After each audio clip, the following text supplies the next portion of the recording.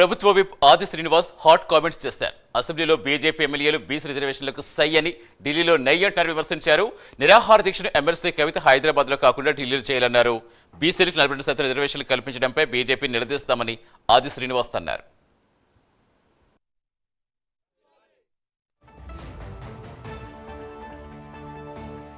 5, 6, 7 ఈ 3 రోజులు కూడా ఢిల్లీలో ఉన్నటువంటి భారతీయ జనతా పార్టీ ప్రభుత్వం పైన తెలంగాణలో గౌరవ ముఖ్యమంత్రి శ్రీ రేవంత్ రెడ్డి గారి ఆధ్వర్యంలో తెలంగాణ శాసనసభలో రాజకీయ పరంగా విద్యా ఉద్యోగాల్లో 42% రిజర్వేషన్ను చట్టసభలో చట్టం చేసి పంపించినటువంటి దాన్ని బిల్లు రూపంలో రాజ్యాంగం సవరణ జరిపి షెడ్యూల్ 9లో చేర్చాలని చెప్పని మా డిమాండ్ ఏదైతుందో అది అమలు చేయాలని చెప్పని కేంద్ర ప్రభుత్వమైన ఒత్తిడి పెంచడానికి స్వతహాగా బీసీ బిడ్డ కాకున్నప్పటికీ రేవంత్ రెడ్డి గారి ఆలోచన, రాహుల్ గాంధీ గారు ఇచ్చినటువంటి పిలుపు మేరకు పీసీ అధ్యక్షులు మహేష్ కుమార్ గౌడ్ గారు, తెలంగాణ యావత్తు బీసీ సమాజం కూడా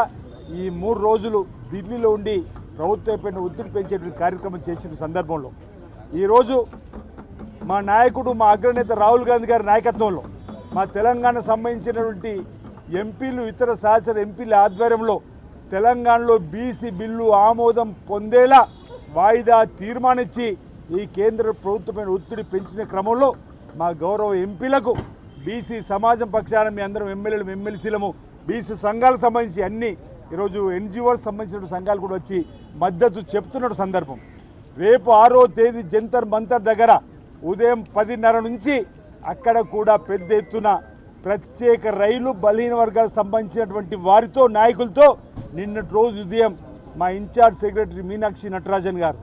మా బీసీ సంక్షేమ శాఖ మంత్రి పొన్నం ప్రభాకర్ గారు, మా బీసీ మంత్రులు పెద్దలు శ్రీహరి గారు, సురేఖ గారు, పీసీసీ అధ్యక్షుడు మహేష్ కుమార్ గౌడ్ గారు జెండాను ఊపి ఈరోజు ప్రత్యేక రైలు కూడా బయలుదేరింది.